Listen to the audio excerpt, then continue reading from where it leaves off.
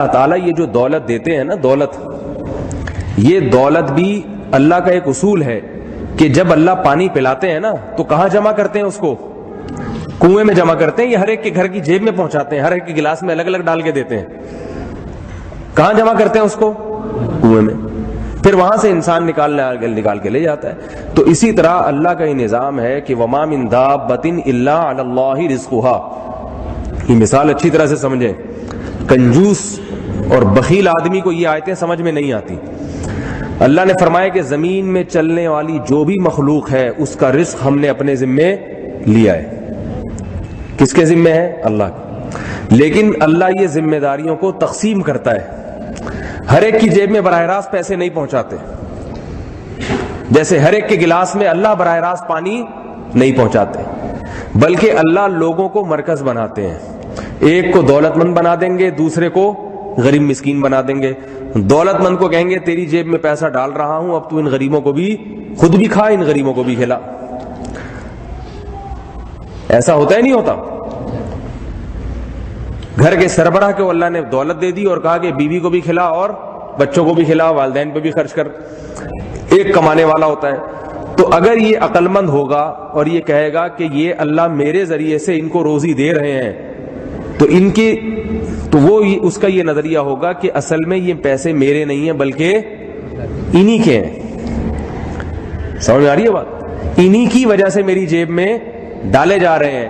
لہذا عقل مند خرچ کرتا رہے گا اور اس بات سے خوف نہیں کرے گا کہ یہ کہیں ختم نہ ہو جائے. اس کو یقین ہے کہ میں کروں گا تو اللہ کی طرف سے جو راستے ہیں نا پیسہ آنے کے، وہ راستے کھلتے چلے جائیں گے، کشادہ ہوتے چلے جائیں گے. جب کنویں سے بار بار پانی نکالا جاتا ہے تو پرانے راستے بھی چوڑے ہو جاتے ہیں اور کچھ نئے راستے بھی کھل جاتے ہیں آنے کے لیے. تو رزق کے جو اسباب ہیں، ملازمت ہے، تجارت ہے، اس میں بھی برکت ہوگی، اور رزق کے ایسے اسباب مزید پیدا ہوتے چلے جائیں گے جن کے بارے میں اللہ تعالیٰ فرماتے ہیں کہ وَيَرْزُقْهُ مِنْ حَيْثُ لَا يَحْتَسِبْ. وہاں سے روزی دیں گے جہاں سے اس کا گمان بھی نہیں ہوگا. ایسی جگہوں سے رزق ملنا شروع ہو جائے گا. اور ظاہر پرست آدمی کیلکولیٹر لے کے بیٹھا رہے گا، جو دنیا دار آدمی کہ میری تنخواہ 10,000 ہے، اگر میں نے اس میں سے بچوں کو اتنے آج پکوڑے کھلا دیے میں نے، یا بچوں کو میں نے صبح، جیسے ایک کنجوس آدمی جو تھا نا، وہ بہت دنوں کے بعد دیسی گھی لے کر آیا گھر میں.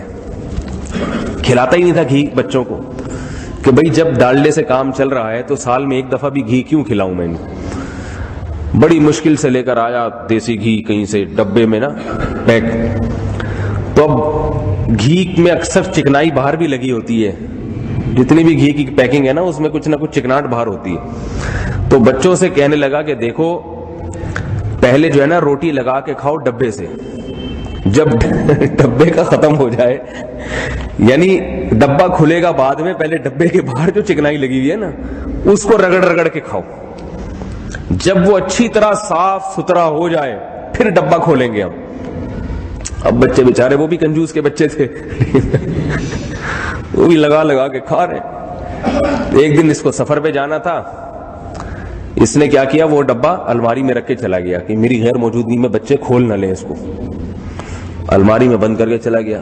لیکن وہ تھے کنجوس کے بچے، تو انہوں نے کیا کیا، الماری سے روٹی لگا کے کھانا شروع کر دی. کچھ تو خوشبو آئے گی نا. تو جب یہ سفر کے سے واپس گھر لوٹا، کہنے لگا بیٹا گھی کا ڈبہ تو نہیں کھولا تھا؟ کہنے لگے نہیں ابا، ہم نے اتنا خیال کیا کہ پہلے ڈبے سے روٹی لگاتے تھے، اب ہم الماری سے روٹی لگا کے کھا رہے تھے. ایک تھپڑ مارا کھینچ کے، کہہ رہے کمبختوں کچھ دن گھی کے بغیر صبر نہیں کر سکتے تھے. ٹھیک ہے، کمبختوں کچھ دن گھی کے بغیر صبر نہیں کر سکتے تھے. اسی طرح ایک کنجوس آدمی تھا، اس نے رات کو اپنے بچوں سے کہا کہ کون ہے جو کھانا نہیں کھائے گا. سخی آدمی تو چاہتا ہے بچے جب پیٹ بھر کے سوئیں رات کو، کوئی بات نہیں میرا پیسہ خرچ ہو جائے مگر یہ کھاتے ہوئے اچھے لگتے ہیں، کھا کے سوئیں. تو اس نے کیا کیا، رات کو بچوں سے کہا کہ دیکھو جو بچہ کھانا نہیں کھائے گا میں اس کو 5 روپے دوں گا. 4-5 بچے تھے، سب نے، بچوں کو ٹافیوں میں اور ان چیزوں میں زیادہ دلچسپی ہوتی ہے، انہوں نے کھانا نہیں کھایا، 5-5 روپے سب نے لے لیے. صبح ہوئی تو کہہ رہے ناشتہ اسی کو ملے گا جو 5 روپے دے گا مجھے. بچے تو بھوک سے آدھے ہو چکے تھے.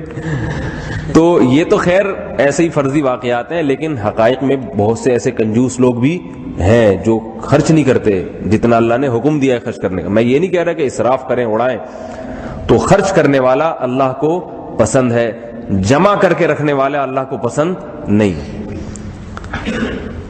الذی جمع مالا وعددا، تو اللہ کا یہ فضل ہے جو دولت کمائی جاتی ہے، تو اس فضل میں دوسروں کو شریک کرنا چاہیے، کھلانا چاہیے.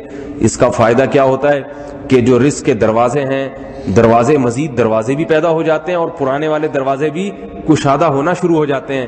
اور اللہ کہتے ہیں کہ بھائی یہ کھلا رہا ہے، اب میں نے مخلوق کو کھلانا تو ہے، اس کی جیب بھرو کیونکہ یہ کھلائے گا. اس منحوس کی جیب جو ہے نا وہ کمبخت کی، وہ کنجوس آدمی ہے، اس کی جیب بھرنے کا فائدہ نہیں ہے.